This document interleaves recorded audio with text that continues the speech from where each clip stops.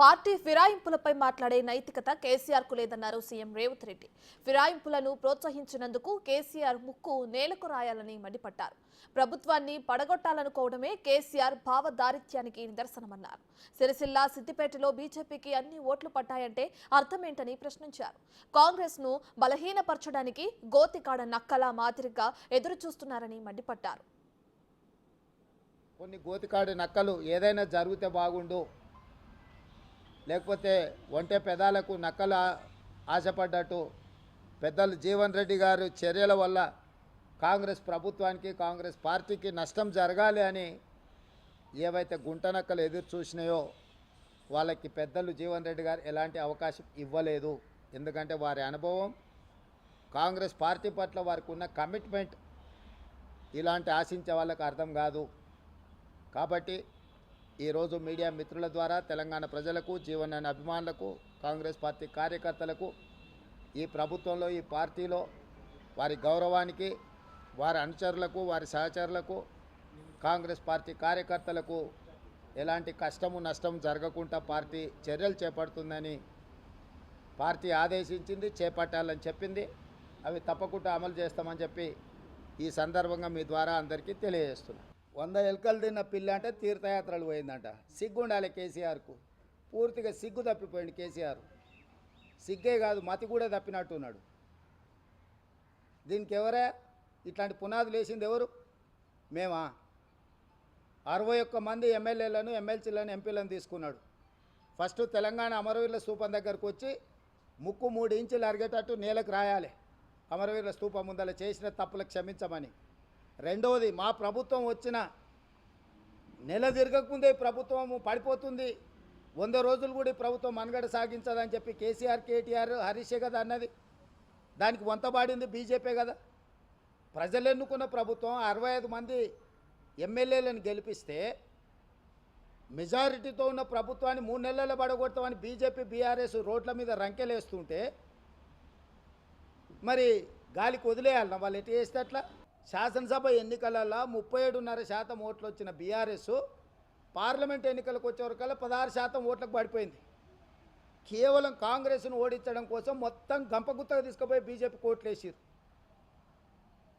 సిరిసిల్లలో BJP first వస్తుందా కేటీఆర్ కాన్స్టిట్యున్సీలో?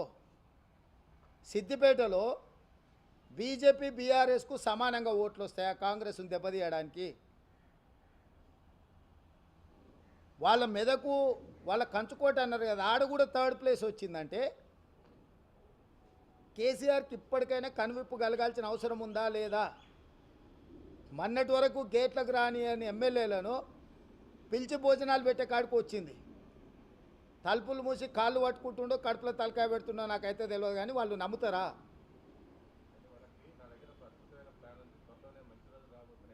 గదే గిది పోయి మోడీ కాళ్ళు పట్టుకుంటాం, కడుపులో జోరుతాం, కాళ్ళ సందులో దూరుతాం, ఈ ప్రభుత్వాన్ని పడగొడతాం. ఇదే కదా, ఈ పనికిమాలిన ఆలోచనలే కదా. రాష్ట్రానికి రావాల్సిన నిధులు, రాష్ట్రానికి కావాల్సిన అనుమతుల కోసము నిరంతరం ఎక్కిన మెట్టు ఎక్కకుండా ప్రతి మంత్రిని కలిసి బేసజాలకు పోకుండా ఈరోజు ప్రయత్నం చేస్తున్నాం. మా మంత్రివర్గం మొత్తం ఇక్కడ ఉండి సంబంధిత శాఖ కేంద్ర మంత్రులను కలిసి రాజకీయాలు, ఎన్నికలు అయిపోయినాయి, ఇప్పుడు అభివృద్ధే ధ్యేయంగా ఈరోజు ప్రతి శాఖకు సంబంధించిన మంత్రులు ఇక్కడ వచ్చి కూర్చొని, కేంద్రంలో బీజేపీ వాళ్ళు కూడా మంత్రుల అపాయింట్మెంట్స్ తీసుకోలే, మేము వచ్చి అపాయింట్మెంట్స్ తీసుకొని మేము కార్యాచరణ మొత్తం తీసుకొని ముందుకు వెళ్తున్నాము. కాబట్టి ఎన్నికలు ముగిసిపోయినాయి. రాష్ట్రం యొక్క అభివృద్ధి, రాష్ట్రంలో మేము ఇచ్చిన 6 గ్యారంటీల సంక్షేమ పథకాలను అమలు చేయడమే మా ధ్యేయము. వాటిని ముందుకు తీసుకెళ్ళడానికి అందరి సహకారం తీసుకుంటాం, మీడియా మిత్రుల సహకారం కూడా తీసుకుంటాం.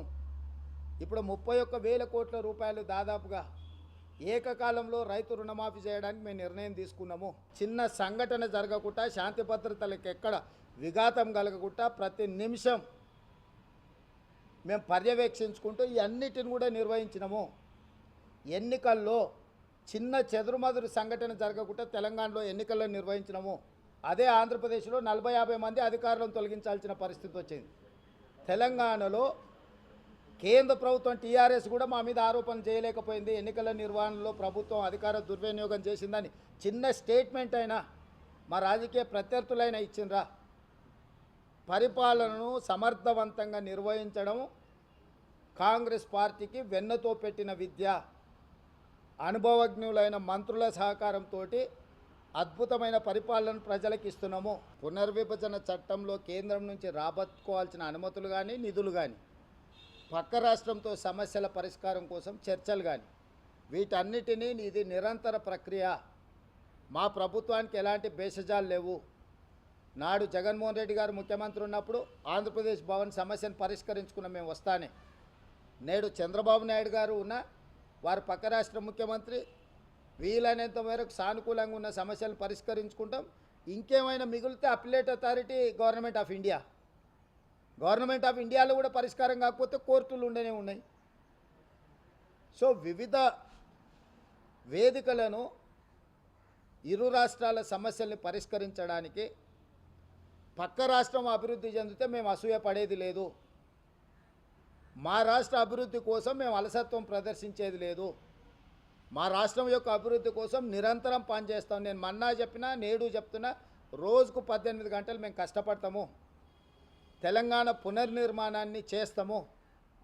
తెలంగాణకు ఒక మంచి రోల్ మోడల్ స్టేట్గా తీర్చిదిద్దుతాము. దానికోసం మేము నిరంతరం